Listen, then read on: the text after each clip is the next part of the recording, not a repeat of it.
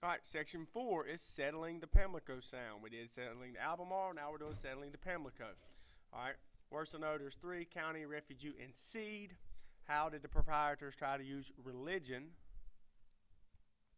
to gain control in North Carolina? Your essential question is always what the chapter will be about. Okay, settling the Pamlico Sound. All right, we talked about the Albemarle Sound. Albemarle's up top, Pamlico's at the bottom. Okay, if you remember from previous chapters, this is the Graveyard Atlantic, the Outer Banks.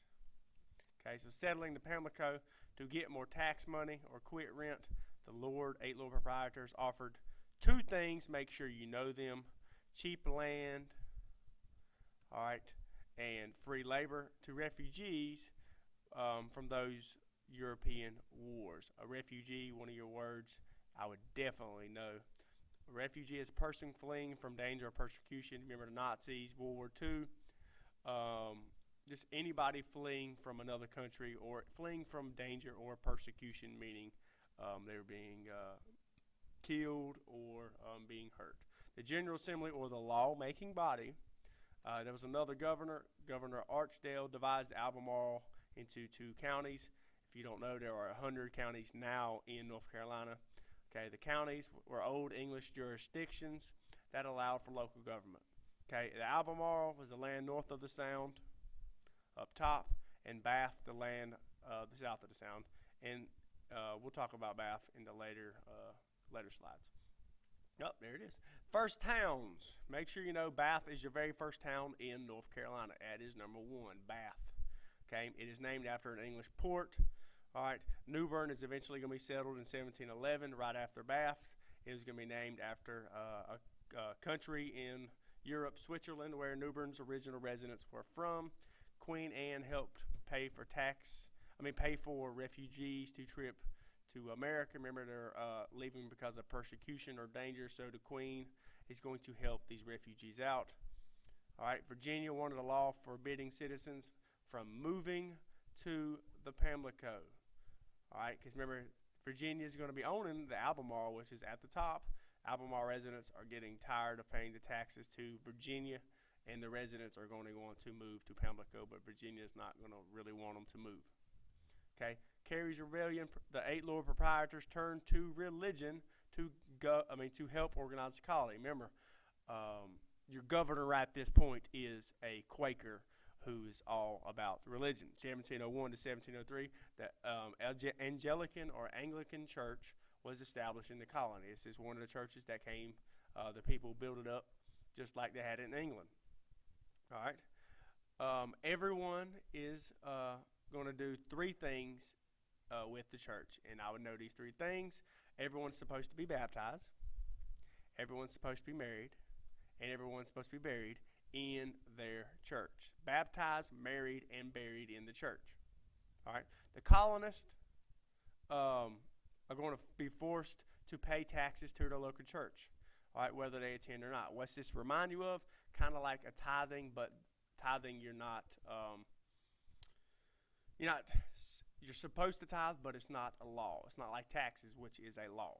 All right. The colonists are going to be forced to pay taxes in their church. Okay, continued. Okay, the Test Act. The lawmaking stated everyone in office should swear an oath to the church. The governor, Thomas Carey, used the Test Act to keep the Quakers out of office. The Quakers, well, their reasoning behind it said that they were the best tax-paying citizens, well, because they're tithing and they're paying their taxes at the same time. Okay. The Lord Proprietor is going to send a new governor. Carey joined the Quakers and fought for his job and let Quakers hold office. All right, 1711, Edward Hyde was a new governor, banned Carey and followers, and restored the church. Definitely know the Test Act, and definitely know that the Quakers are going to be the best ones paying taxes because they're used to tithing. They're giving the money to the church. Okay, next we have the Tuscarora War. Please know this war. Remember, you have the different Indian tribes from the last chapter in North Carolina. Remember, the Tuscarora were the ones in the mountain region. Okay, 1711, Tuscarora Indians tried to destroy the Pamlico settlements. All right, that's the bottom settlement. Several hundred of the colonists were killed. the Indians attacked because of 3 reasons. Know these 3. Okay. Well, first we stole the land from the Indians, so the Indians lose their land, and they also lose their hunting territory with the land. We'd be pretty upset if somebody stole our hunting land today. All right. Cheating white traders. The white traders were cheating the Indians, and also they were forcing the Indians into slavery. So these are 3 main reasons why the Tuscarora Indians are going to attack the colonists. Okay, continued. A Quaker leader was unable to help in the war. North Carolina is going to ask Virginia for help. Virginia is going to refuse to send troops unless they were given lands north of Albemarle Sound. So South Carolina sent troops who were mostly Indians that did not like the Tuscaroras.